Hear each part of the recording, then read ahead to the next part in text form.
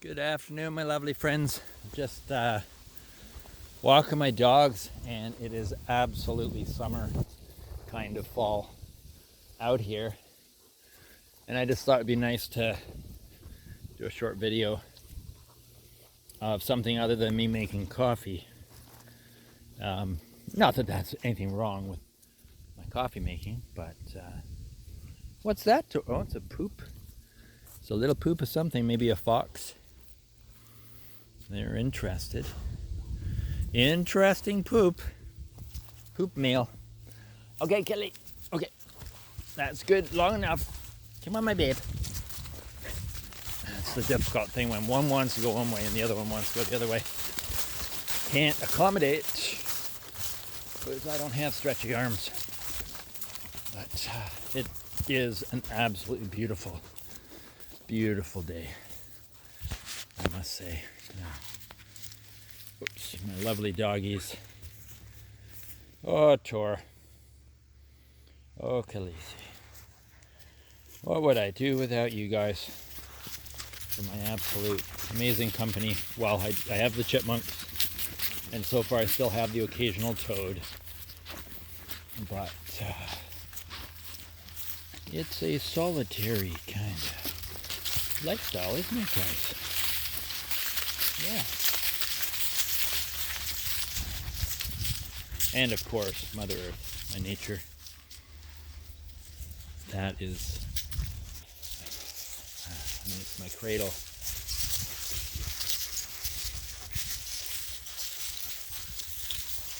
Okay, so we're coming out into the open here. I think the cows are long gone. Across the thing at my neighbor John's. My awesome neighbor John's. And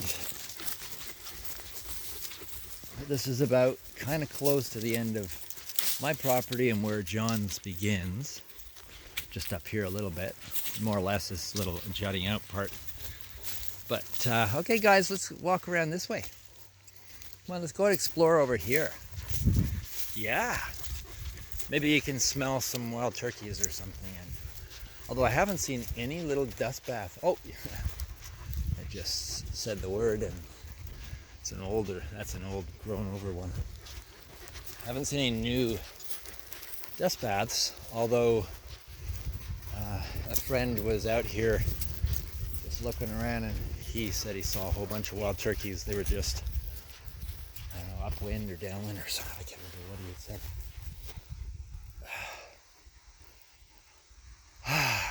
What a lovely day. Hey, Tor. Do you think it's a lovely day? Good boy? Oh, they're focused on something here.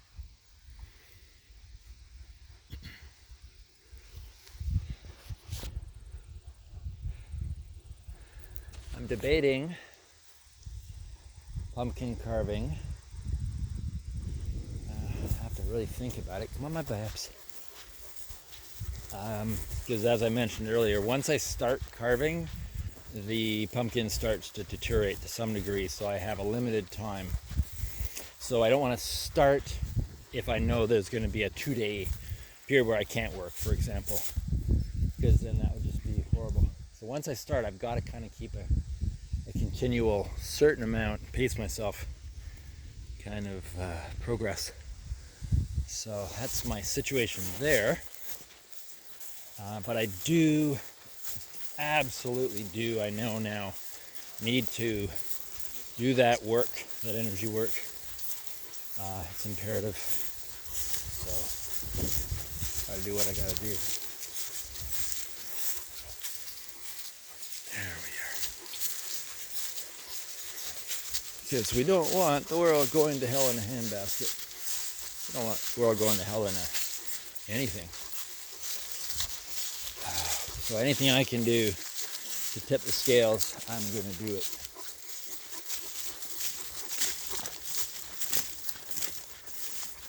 And the nice thing about energy kind of healing work is it doesn't choose sides. It's beyond human nature and the trappings of that, which I really like.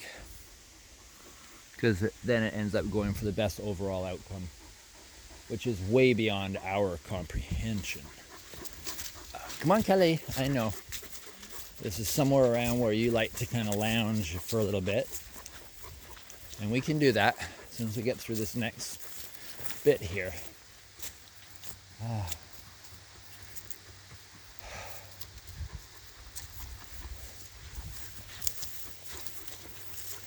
So weird walking around and having glimpses of the past. Really odd.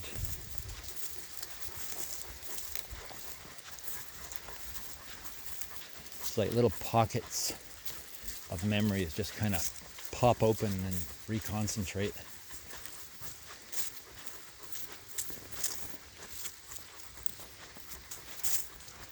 Sorry, reconstitute.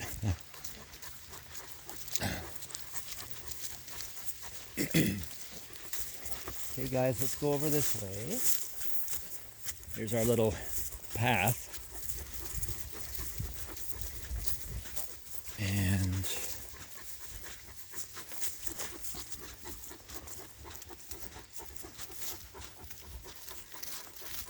I've got lots of stuff done today.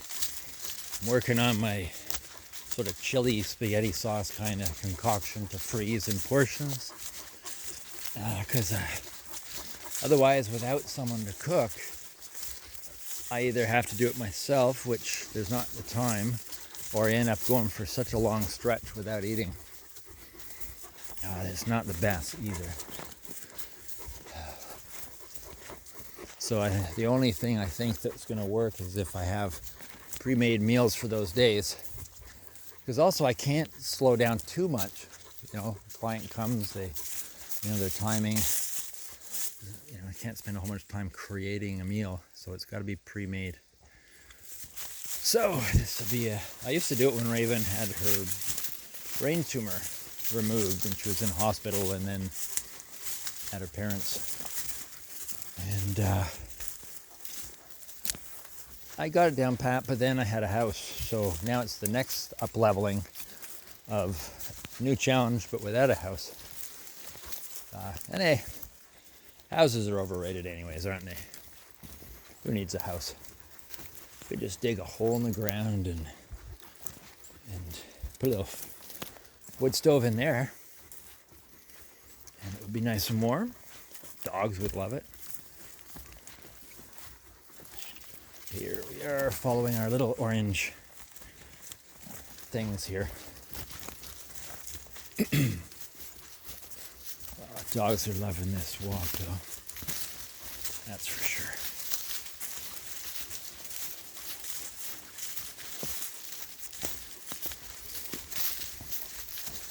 I don't know if you can tell on the camera, but this is our little steep hill part.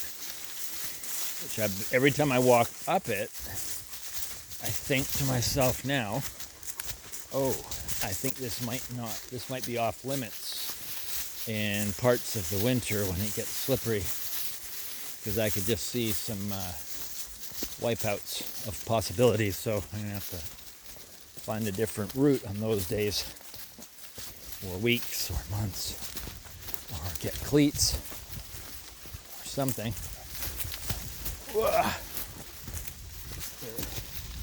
Almost slaloms down in the leaves even.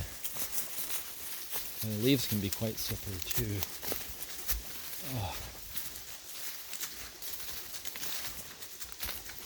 It's weird, it's like on the one hand I miss hanging out with people, but on the other hand I'm just quite often so busy that I don't have the time to just lounge. And I feel bad asking for people to come up and help all the time, because that's no fun either. But got to get through this one way or the other, and it's going to be, keep getting told it's going to be the worst winter in 20 years. Had a really nice guy came by, Michael, to drop off some cut firewood, so I have a little extra in case. And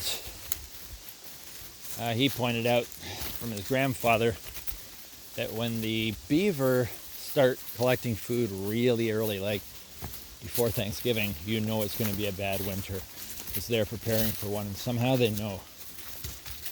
So, watch out. If you see an eager beaver, you know it's because the winter is going to be a biggie.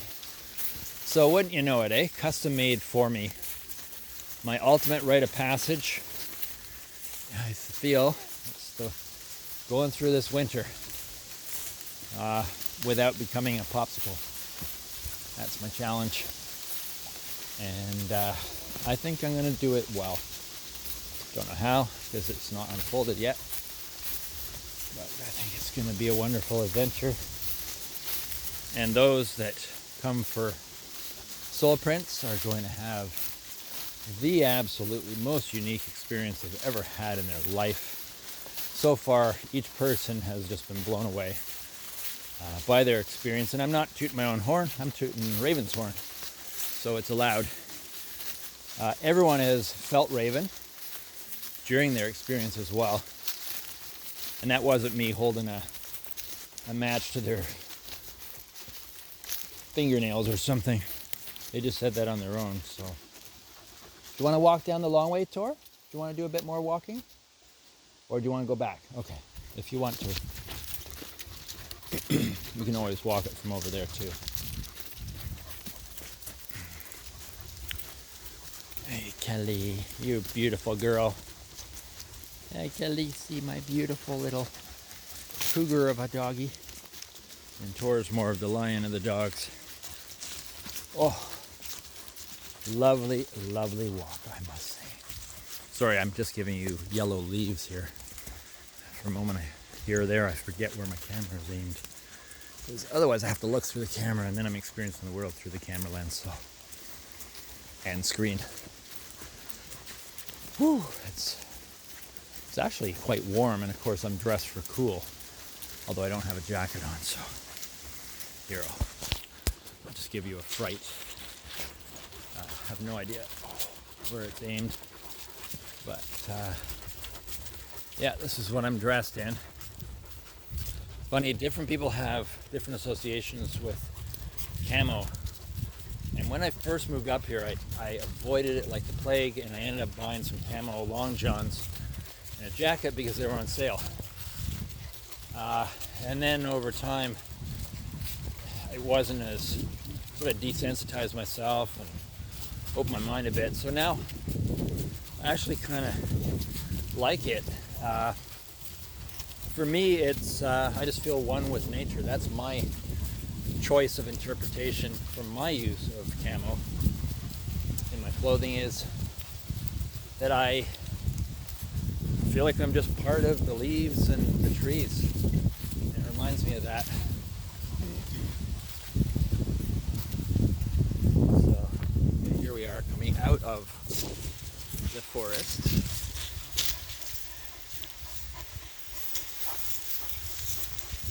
Good boy. And as you can tell, Tora has gotten very big. Grace is pretty big too. Like, look at her shoulders. She's thick. There's no fat. They're both very muscular and yeah, big chests, big heads. Well, Tora has